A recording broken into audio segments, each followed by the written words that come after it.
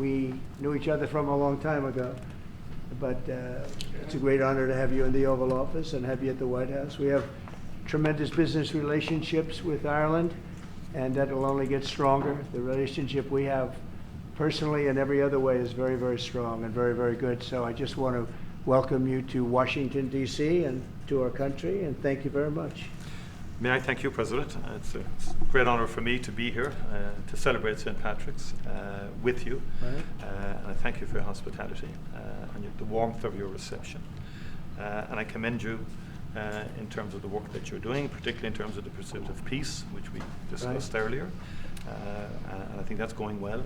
And you really have, in the first sort of 100 days of this government, you've done some extraordinary things very quickly.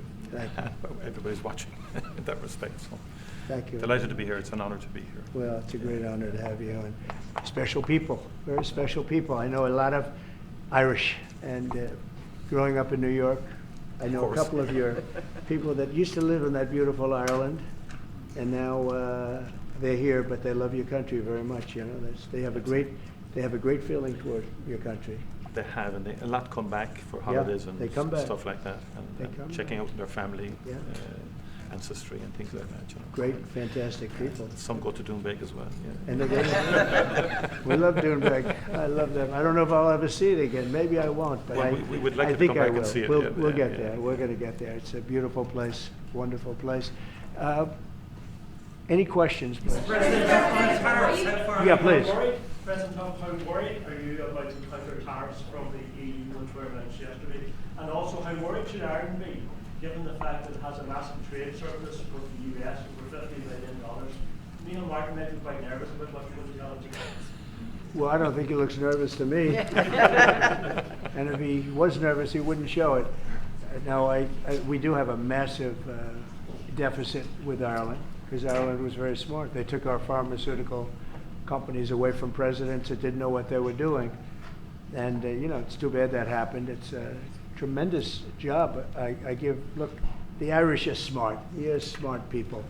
And you took our pharmaceutical companies and other companies, but, you know, through taxation and proper taxation, they made it very, very good for companies to move over there. And we had presidents and people that were involved in this that had no idea what they were doing, and they lost big segments of our economy.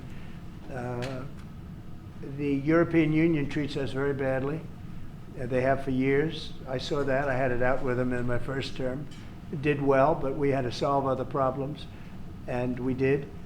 But European Union's been very tough, and it's our turn too. You know, we get a turn at that also, but they have not been fair. They sue our companies and win massive amounts of money. They sued Apple, won $17 billion, and they use that for other reasons, I guess, or to run the European Union. So I'm not knocking it. They're doing what they should be doing, perhaps, for the European Union, but it does create ill will. And as you know, we're going to be doing reciprocal tariffs. So whatever they charge us, we're charging them. Nobody can complain about that. Whatever it is, it doesn't even matter what it is. If they charge us 25 or 20% or 10% or 2% or 200%, then that's what we're charging them.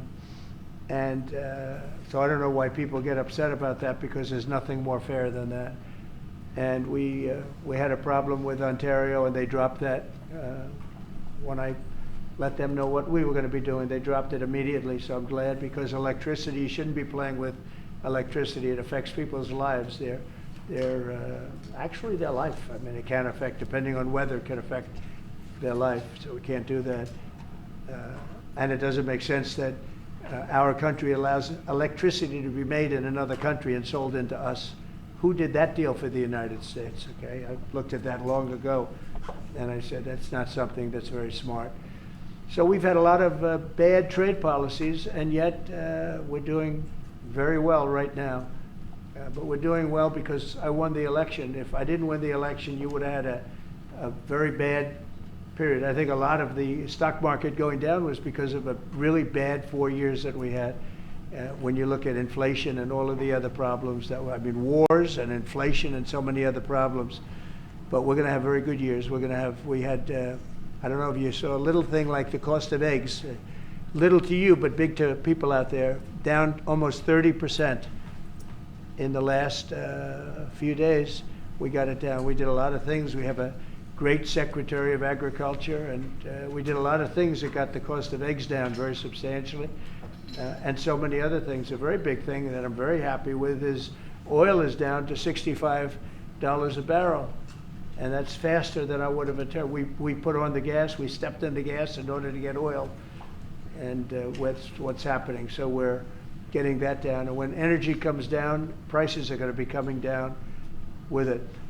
So in a very short period of time, we've done a very good job. And I think that the tariffs that we're talking about, and again, reciprocal, I think that the tariffs, there are some cases where they're a little beyond reciprocal because, we've been abused for a long time as a country. We have been abused really for a long time, and we will be abused no longer. Okay. Are you going to retaliate On to the the EU Department of retaliation? Education, sir, would you describe for us, is this meeting your vision by cutting about half the workforce? And what responsibility do you feel to the civil servants who have now lost their jobs?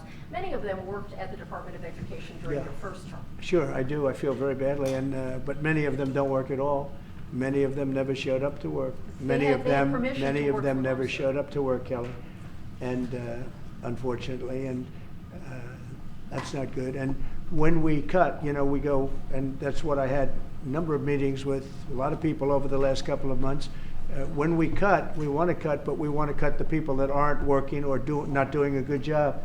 We're keeping the best people, and Linda McMahon is a real professional, actually a very sophisticated business person, and she cut a large number, but she kept the best people, and we'll see how it all works out. But our country was run very badly. I mean, whether it was that or contracts that were signed that was so bad, so obviously bad, and I go through them in speeches. I could go through them all day long. I could read for billions and hundreds of billions of dollars, and all of that fat and waste and fraud and abuse is being taken out. But it's incredible what's happened. Now, Department of Education's maybe more so than any other place has a lot of people that can be cut. They're, number one, not showing up to work. Number two, they're not doing a good job. And if you take a look at our education process, and if you look at the charts, because they have numerous charts where they do the top 40, we're at number 37, 38, 39, and 40. And recently they hit, during Biden's last few days, they hit last. So they were number 40, and yet we're number one in cost per pupil. So it's pretty bad. But For a number of the we states have that- we have a dream, and you know what the dream is? We're going to move the Department of Education. We're going to move education into the states, so that the states, instead of bureaucrats working in Washington, so that the states can run education. And you have Norway, you have Denmark, you have Sweden, you have Finland, you have various countries that do very well. You also have China that does very well in education, which is a pretty big tribute to China, I must say. 1.4 billion, and they're in the top 10, and it's pretty amazing. So we can't blame size anymore. Normally you'd blame size. It's too big. How can you do it? But China does it. So we think when you move it back to Iowa and Indiana and all the states that run so well, there's so many, I could name 30, maybe almost 40.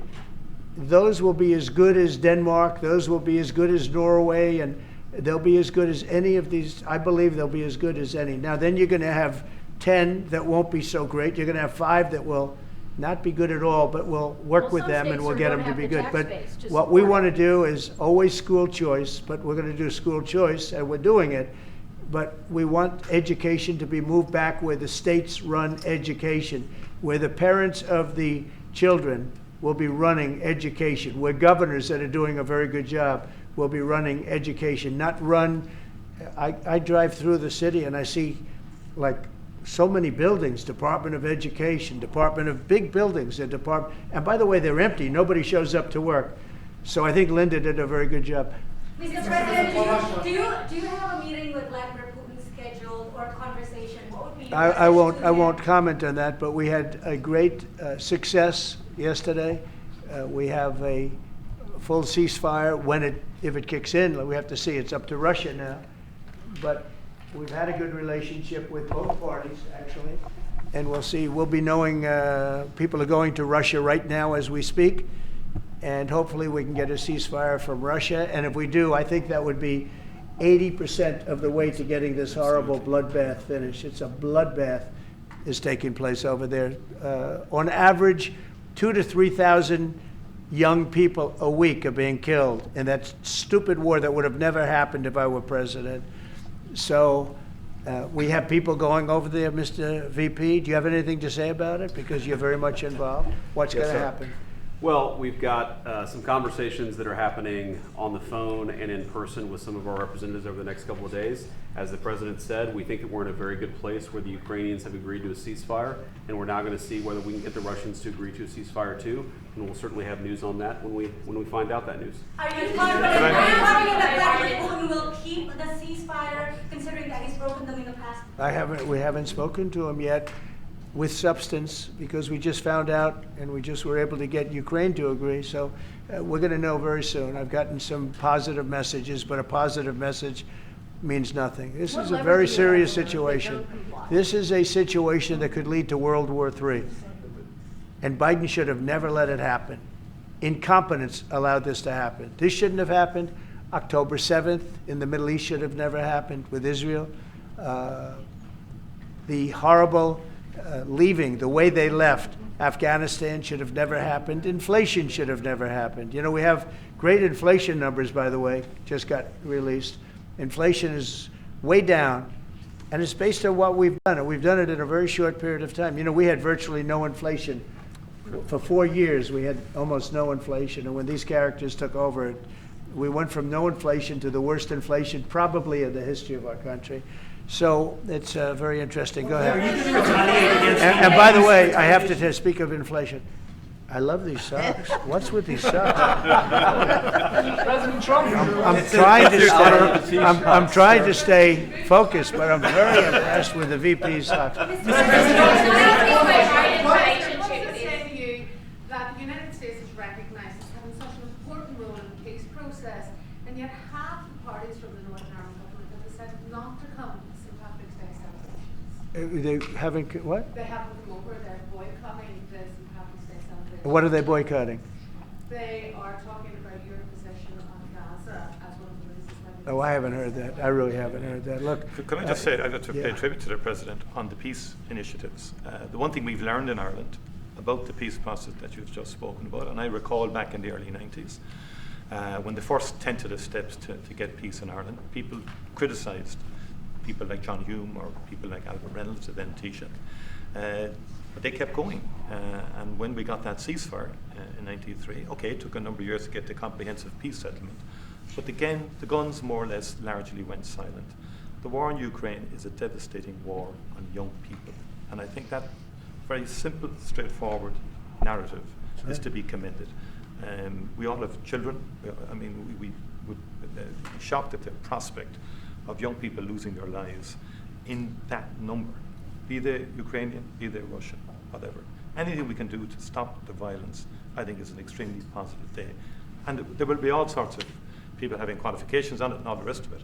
It's our job then to work on it and to try and build it, Europe, US, and everything. I will say, and thank you for that, but I will say, last week 2,500 young people died while we sit here and talk. Yeah. And while they talk about peace, but they've been talking about peace. This should have never happened. This war should have never happened. It would have never happened if I was president. That's what makes me more angry than anything else, because you've had far more people die than they report, than these people report, for whatever reason. But you had far more people. The numbers are far more devastating. You'll find that out someday. And it doesn't affect you very much. They're not Irish, and they're not from my country. They're from Russia mostly, almost all, from Russia and from Ukraine. And people could say, why are you doing this? Why are you involved in that? Because 2,000 people a week are dying. And they have families, and they have mothers, and they have fathers, and they have sisters, and they have brothers and friends. And they're dying. And I've seen the pictures, the satellite pictures that we see all the time. And it looks like Gettysburg in its prime, because that was, they say, one of the most horrific battles ever. You have kids lying all over these fields that are dead because the weapons today are unbelievable, between drones and various types of guns. I'm not even talking about beyond that with the big babies. You understand what I mean? I hate to even mention the name, the nuclear name. I hate to mention it. But you have weapons today that are so powerful. And I see kids every week. I see pictures of kids laying all over the field dead. They're dead. Beautiful kids. They're dead. And they're not from here and they're not from where you are, but he's working very hard. We're all working hard to get this thing finished. It's crazy over nothing, and it's not going to go anywhere. It's just a terrible situation. And I think we have a chance to get it done. So we've gotten half of it as a ceasefire, and if we can get Russia to stop, then we have a full ceasefire, and I think it'll never go back to war. I think something will happen.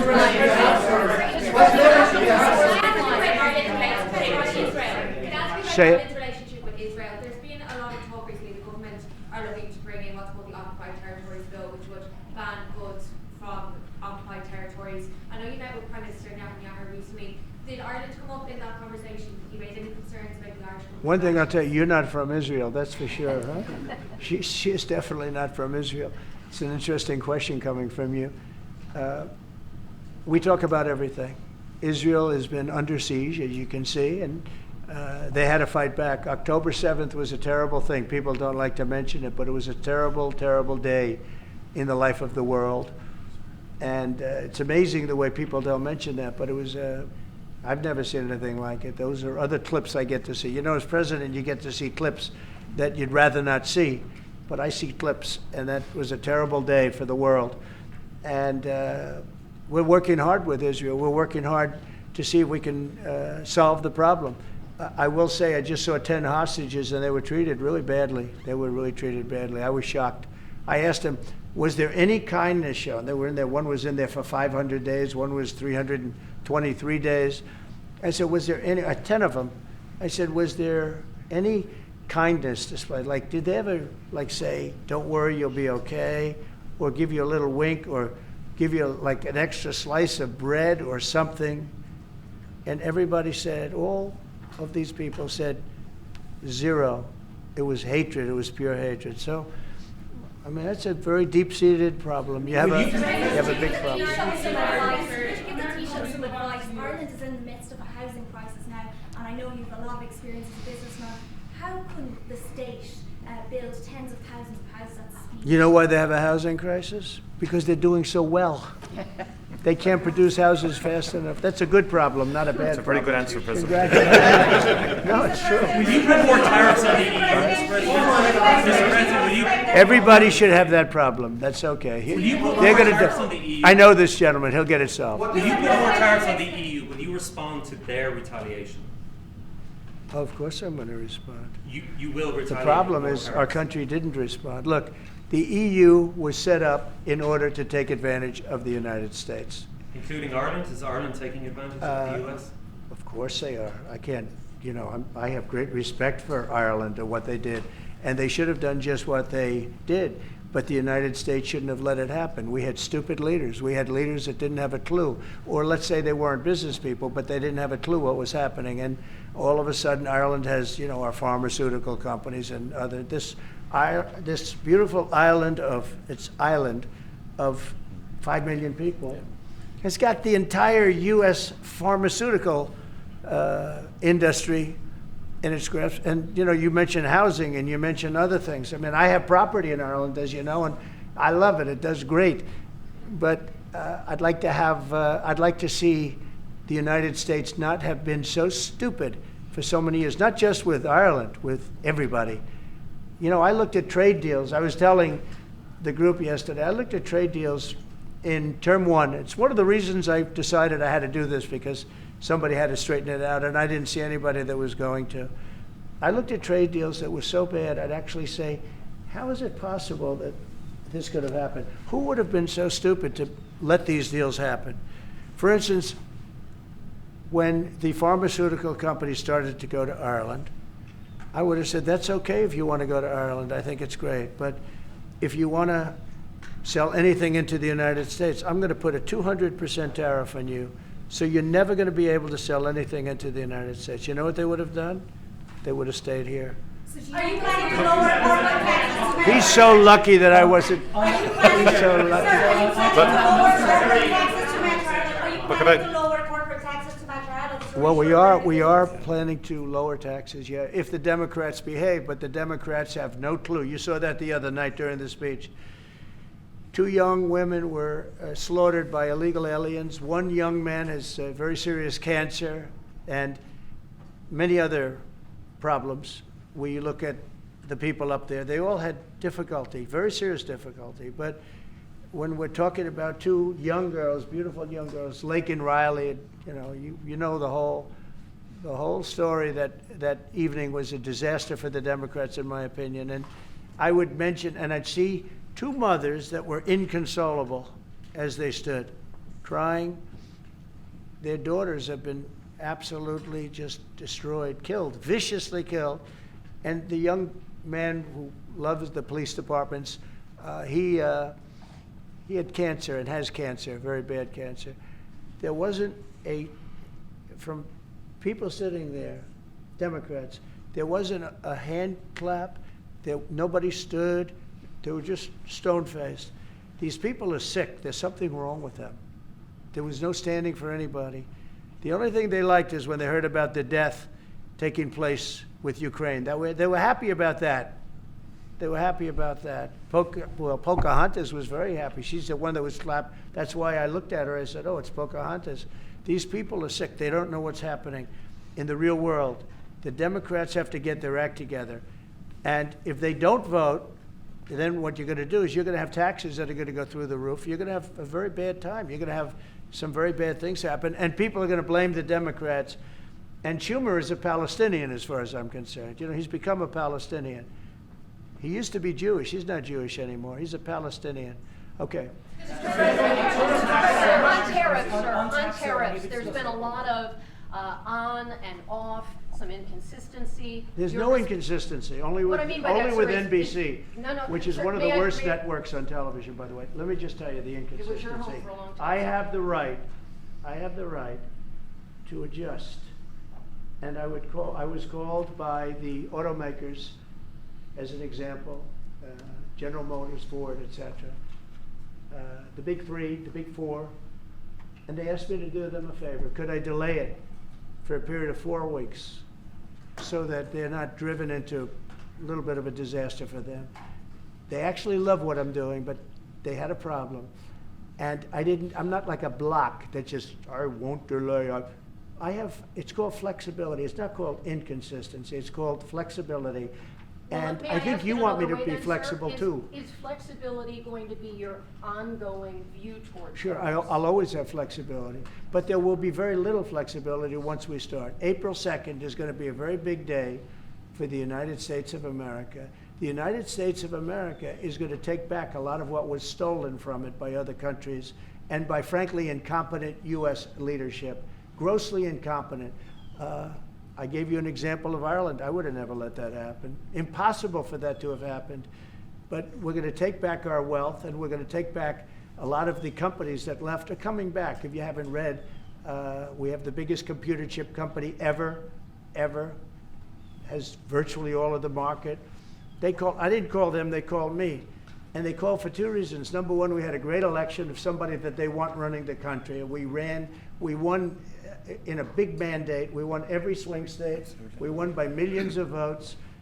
We won by 2,750 districts to 500. Think of that, 2,750 districts to 500. That's why the map, when you looked at it, was entirely red, meaning Republican. Yep.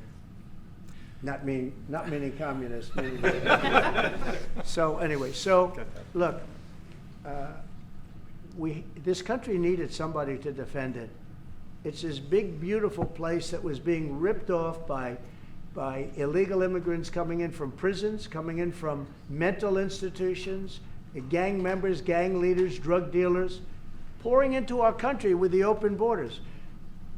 I am so angry at the last 4 years at what they've done to our country, what they've done to this country between inflation But maybe the most that bothers me is that they would allow millions of people to come into our country that are stone cold murderers, killers, drug dealers, the worst gang members, the worst people allowed into our country.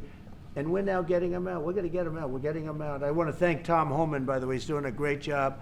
And I want to thank Christy Noem, who's doing a fantastic job. This is a job that's so unnecessary. This should have never happened. This should have never happened. So we're bringing back our country in many ways, not only financially, and financially we'll be stronger than ever before. I think the markets are going to soar when they see what's happening. I'll tell you what, I'm called every day by numerous big companies. I spoke at the Business Roundtable yesterday. They had the largest attendance they've ever had. And these are only the CEOs and chairmen, but mostly the people that run, the boss, the people that run the top 150 companies. 150 people showed up. Every single company showed up. First time it ever happened. It's been around a long time. The biggest business leaders. We had a great discussion. Went really well. And I want to tell you, there's tremendous optimism out there about our country in terms of regulations being cut, in terms of taxes being cut.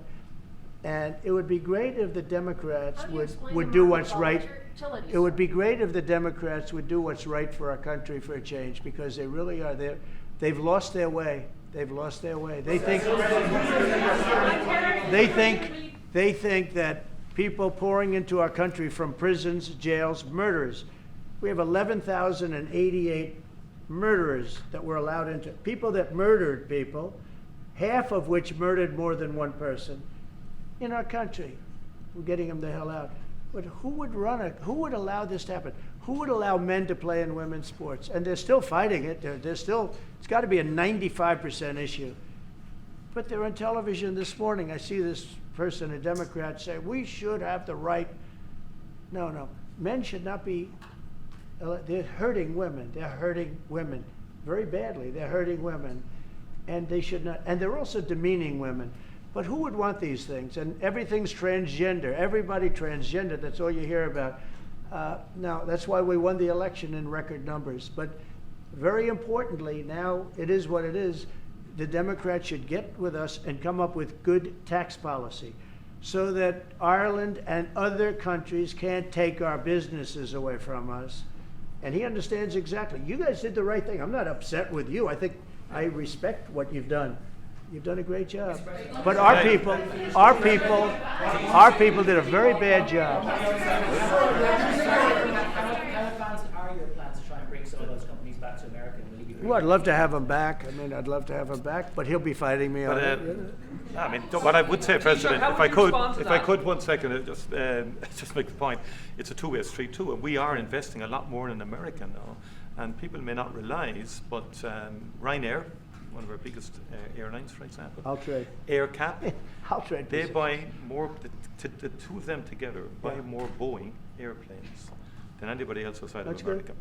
That's a little known fact. It doesn't turn up in the statistics, but Ryanair and AirCap, big aircraft leasing company, Irish company, have done great work with Boeing and huge investments over the last number of years. You know, so and there's a lot of Irish companies here now, about 700 odd Irish companies based in America. Glanbia, Smurford, Rock, I was saying to you this morning, Vice President. A lot of them creating thousands of jobs in America. And it's only fair. That's correct. That's right. That's the way it should happen. And I think it's a very good relationship we have. It's a historic one. It's happened over time. We've added value to American companies. We've increased their value. They've got access to the European market, and they did all of that. I understand where you're coming from fully.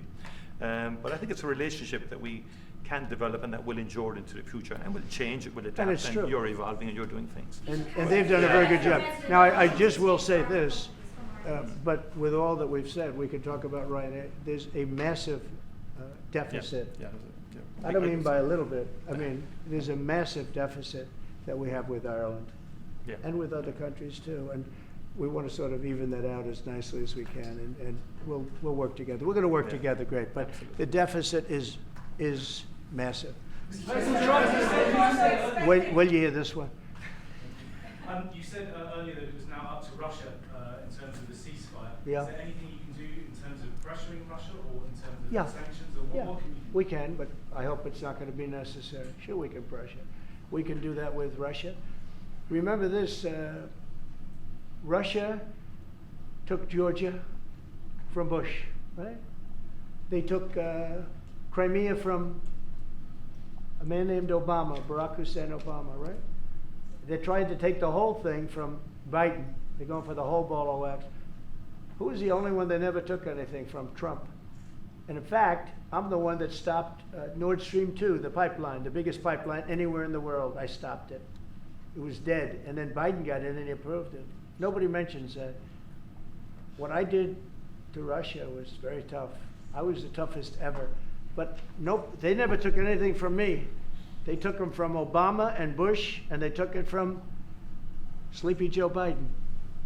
With Biden, they wanted to take the whole country, but I think I've stopped that, but we'll see. But yeah, there are things you can do that wouldn't be pleasant in a financial sense. I can do things financially that would be very bad for Russia. I don't want to do that because I want to get peace. I want to see peace, and we'll see. But in a financial sense, yeah, we could do things very bad for Russia. It would be devastating for Russia, but I don't want to do that because I want to see peace. And we're getting close to maybe getting something done. We've got Ukraine done, and as you know, I've always said that Ukraine might have been the more difficult party. You were here a week ago when some interesting things happened. I had somebody that didn't seem to want peace. Now he's agreed to peace. So we'll see what happens. Brian? Yes, thanks. Thank you. First of all, congratulate you on your lower inflation core Yeah, rates. thank you. Gas prices going down, airline prices going down. This is for the Irish gentleman here, if I can see him real quickly. Welcome, United States. You look great. Thank you. Nice suit. Now you feel good. He knows. What's coming President Trump next? ran on Sorry? MAGA, Make America Great Again. If you could run on MEGA, Make Ireland Great Again, what would your number one issue be for people in Ireland right now to make your country stronger? And then I've got a two-part question to that as well. Yeah. The number one issue in Ireland is housing, to be honest, and I think it was correctly pointed out. We've got to build more houses. We've got to build them faster to give the young people of Ireland an opportunity to afford to buy a house or to afford to rent a house. We have a lot of other good things happening. That's my number one priority. Wonderful. Are you trying And to my second preserve part his question to this, Ireland is known for very happy, fun-loving people, great attitude, many in this room right now that I've met. Why in the world would you let Rosie O'Donnell move to Ireland? I think she's going to lower your happiness level. It's true. Thank you. I like that question. Mr. Do you know you have Rosie President, O'Donnell? Do you know who she I is? don't, Do you know who she is? yeah. I'm joking. You're better I'm not off fully not. joking. You're better off not knowing. President Trump will do big. Prime Minister, Yeah. are you expecting to inform the President your views on Gaza, considering that you have diametrically opposed positions on the state of Palestine? Your country is one of three in Europe that recognizes the state of Palestine. Are you expecting to discuss this with the President? Are you expecting to inform him? I don't have to inform the President. He's very well clued into to the whole situation. We shared the President's, again, unrelenting focus on peace. And he's envoying the President himself, as soon as he came into office, went to get a ceasefire. We've been calling for a ceasefire for a long time. We want to consolidate the peace. That is our fundamental aim. We want the hostages out. I've been saying it from day one. It's a horrific thing to do to take someone as a hostage. And I went to Kibbutz Be'eri after October the 7th in solidarity with Israel, and that gets forgotten. And I went a week or two afterwards. I saw the kibbutz. It was a shocking thing to see, even though it was a week or two after the horror. It was a village. You could see life going on prior to the attack. It was something that will not leave me. And I've been interested in the Middle East for a long, long time. It's complex, and it's all of that. But we do desperately need the hostages out, all of them. It's been far too long. Let me finish, please. And then we need a ceasefire. We need to consolidate that. We need a surge of humanitarian aid into Gaza. Because again, there's too many children and too many people starving, right, and so on. Just too many. And it's that humanitarian impulse is what motivates the Irish in respect of its views. And I've always been of the view, it's been our view that a two-state solution would be ideal. It's become much more challenging and difficult as time's moved on.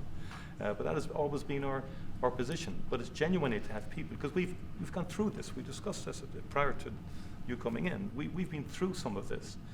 People hating each other, terrible acts of violence carried out on each other. We came through it. It's our earnest hope that Arab and Jewish people can live side by side. And I've met with people, parents of children who were killed on both sides, called Parents Circle in Israel, and they work to try and bring people together. It's difficult work. What but, about the President's plans to yeah. expel Palestinians out of Gaza? Are you discussing that with him and giving him your... Nobody's expelling any Palestinians. I don't know. Who are you with? I'm a Voice of America, sir. Oh, no wonder. Okay, Voice of How he feels about the President just saying that he would like to take back US companies, pharma companies based in Ireland? Well, I think the pharmaceutical companies in Ireland are doing very well, as the President has outlined. Again, I think it's about that two-way partnership. I understand fully where the President is coming from. I think there's actually room, now we can discuss all this, I think there's room for those companies to grow in America, and many of them, by the way, have already announced fairly significant manufacturing investments now. It's true, just recently. Like people like Eli Lilly, for example, who have been a long-standing presence in Ireland since the 1970s. I spoke to the CEO recently, He's great. great guy, and he's announced, I think, about a $50 billion investment in America. New plants. But there's big investment, they've had big investment in Ireland. Ireland has served them well too, The workforce is very strong. It's an educated workforce. They've delivered well. During COVID-19, a number of CEOs said to me, a lot of the plants in Ireland were the only plants that never closed for a single day during COVID. Not a single day. Productivity is good and so on like that. But look, there'll be swings around that. Thank you so much. You spoke to Vladimir Putin for quite a while. Yes. So I want to know your assessment. When you take this deal to him now, how do you assess the chances of Putin? I have no assessment, and I don't go by chances. I think it makes sense for Russia. A lot of downside for Russia too. And we have a very complex situation solved on one side, pretty much solved. We've also discussed land and other things that go with it. We're not just doing it and saying ceasefire. We don't know what's happening. We know the areas of land we're talking about, whether it's pulled back or not pulled back. We've discussed a lot of the details of what has to go because we don't want to be wasting time. We don't want to be wasting time while people are dying. I mean, as we're sitting here, you probably had 2 people die on that very open field. It's dead flat. It's great farmland, and it's dead flat. There's no protection. The only thing that stops a bullet is a human body. And these are bodies that are young people, and they're stopping a lot of bullets because a lot of bullets are flying across those level fields. Dead flat, no protection whatsoever. It is a disaster. And so I hope he's going to have a ceasefire. You are using the American leverage to get a lot of political issues. Well, I don't want to get into that, but if I had to, I'm the only one that's dealt with them successfully. Everyone else, I went through it. Bush didn't deal with them successfully, dealt with them terribly, got ripped off.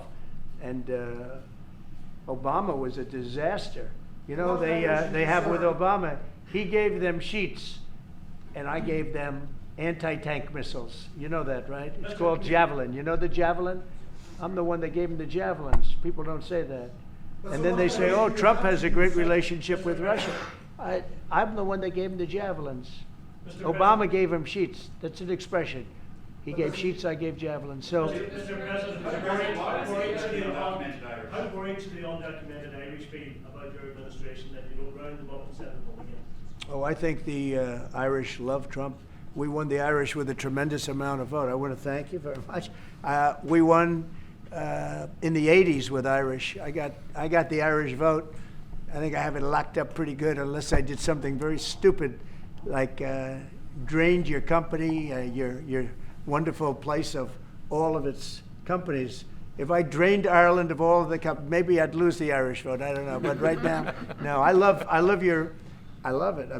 I've been there many times, as you know. Yes. And we don't want to do anything to hurt Ireland. We want to, but we do want fairness, and he understands that. On the markets, No, that's enough, Kelly. Thank you. Was there anything that the teacher could say to you today that would dissuade you from going ahead with the 25%? I can't hear it. Mr. President, it's Irish American Appreciation Month. You've named it there. Who's your favorite Irish person? Oh, there's so many. Are you kidding me? Well, I do happen to like your fighter. He's Ooh, he's got the best tattoos I've ever seen. I don't know if I'm a big, but that, boy, you have, well, Conor's great, right? You know, talking about Conor, but you have a lot of great Irish fighters, actually, great fighters. I don't know what that is, but Ireland's always had a lot of good fighters. You know why? Because they're tough people. They're smart people and they're passionate people, and they really have been over the years. So many. I think your father was a great fighter, right? He was, you're doing wow. right. And yet, look at you. You're so smooth and so. He was a very good defensive boxer. He could duck and he could weave. He was a really good. He was a good boxer, yeah. Right, He yeah, fought I for heard Ireland, that. boxed for Ireland, and Yeah. boxed That some very means you good guys. genetically, I'm not going to mess around.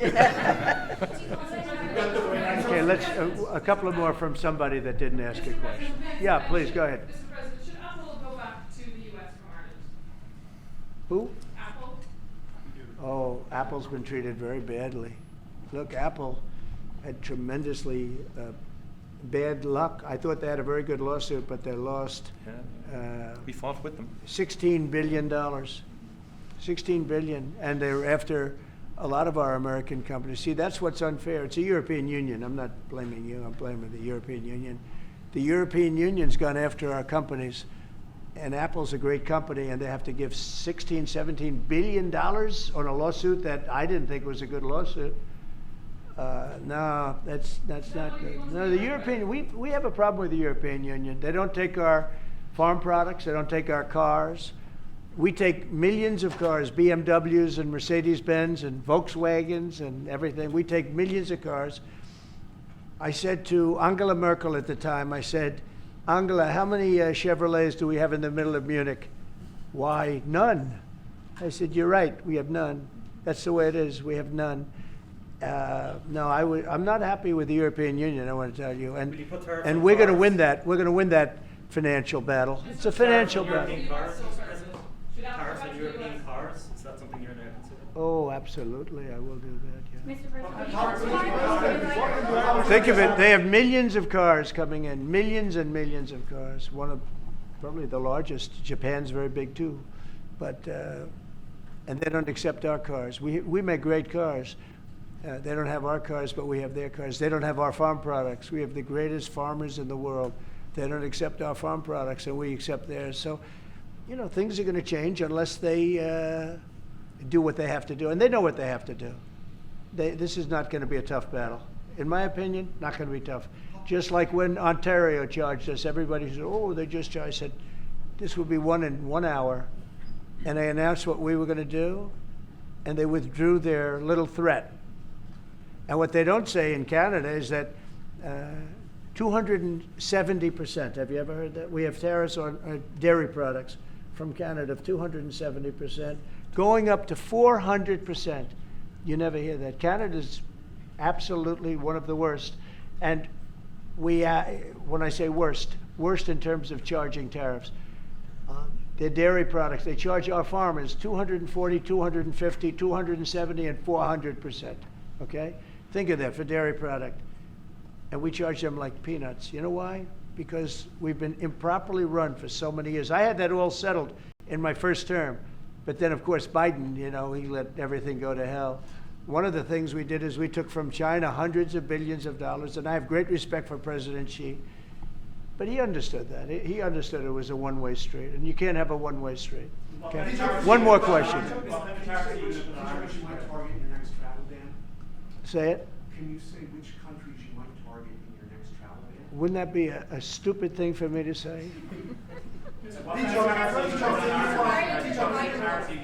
said, which countries am I going to target for the next travel ban? Can you believe somebody would ask that question?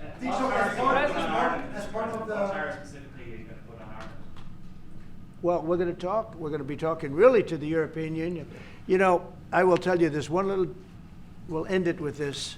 So I have a property, a big property in Ireland that you know well. It's one of the most highly rated hotels in all of Europe. It's beautiful. Doonbeg. It's a beautiful 600 acres on the ocean, and everybody knows it. And we have a beautiful hotel. And I was going to do a project there, a big expansion of the place. This was when I was a civilian, before the presidency, before I even thought about the presidency. But I was going to do a really beautiful expansion because it does very well. And I got the approvals from Ireland so quickly. They were so professional. They wanted it. You know, it's economic development, it's jobs, it's construction jobs, a big expansion, beautiful expansion. But I was told something that bothered me. They said, sir, you also have to get approved by the European Union. I said, why do I have to go to the European Union to expand a hotel that's in Ireland? They said, well, that's the way it is.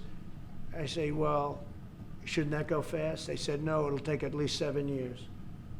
You gave me the approval in about 4 weeks. It was a beautiful, professional. If you took 4 years, you wouldn't have done a better job. You know, everything was done environmentally, everything. There's no reason to take very long. I had everything from Ireland in 4 weeks. And then I hired somebody. He said the process will be from 5 to 7 years. And I said, oh, really? And then I found out that they weren't playing games. Now think about how bad that is for your country. So that was my first experience with the European Union. And I dropped the project. I just said, I'm not going to do that. I'm not going to go 7 years to expand something. But I have to, I'll hand it to Ireland. You were so professional, so good. But I don't know why. European Union had to approve it. Yeah. And with them, it was deal. And that's the European Union. So it was a very bad experience I had. Just say, President, you have the distinction of being, I think, the only president that has physically invested in Ireland. Well, that's through good. your Dún Beg. And it's been a good investment. And I mean, for anybody, you should go there. It's just stunning. I love this. I know. I mean, seriously. Even if you don't play golf, yeah, I mean, it is a stunning landscape. Yeah. Your people have restored it very well, and our people are going to continue to work with you on that piece to do it all sort of effectively and so on like that. They've had a great relationship. But it is a great, and the local people. My local councillor, Rita McInerney, texted me last week to say, tell President Trump to thank his family for the way they've worked with the local community and for the work that they've done.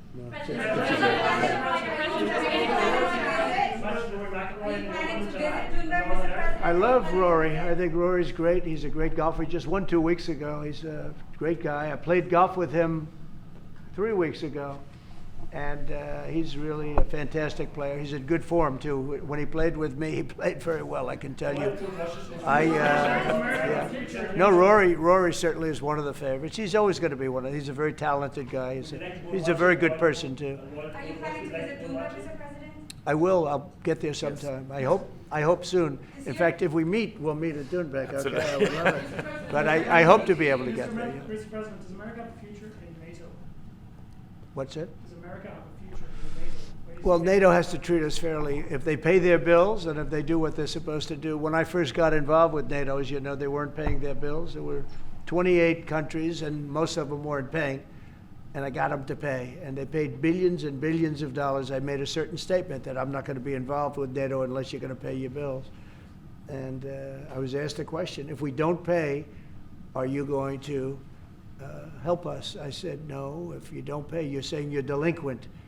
A real estate term. You're delinquent. You're not paying your rent. You're not paying your bills. If you're not paying your bills, I'm not going to help. And everybody we took in, your Secretary General will tell you, he was very generous to me. He said, I've never seen anything like it. Money came in by the billions and billions and billions of dollars, and NATO became much stronger. Now, NATO's expended a lot of that money in fighting this horrible war. It's too bad they had to do that. But they had the money from me. I was the one that got people to pay. The countries, most of the countries were not paying, or they were paying a very small amount. So we'll see. But NATO can be a force for the good, absolutely. Would you like to see Ireland? That's up to Ireland. Well, do you think Ireland and the EU are too close? Do you think that perhaps, We are very close. No, Ireland and the EU. Do you think there's too close a relationship there? Do you think there needs to be a separation, like you said, if you can't get planning permission when you can get it in Ireland, but you can't get it in the EU? Do you think Well, look, I can just tell you about my personal experience. That Ireland treated me very well, and the EU was terrible, and they stopped really a magnificent addition. It wasn't a big deal from the standpoint of the world. It wasn't like the things we're talking about now, but it would have been a very beautiful addition. And they stopped it, which is bad for Ireland. And I don't know why. I don't know why it would take 5 to 7 years to get something approved, but that's what it was. Thank you all very much. Thank you. Thank you.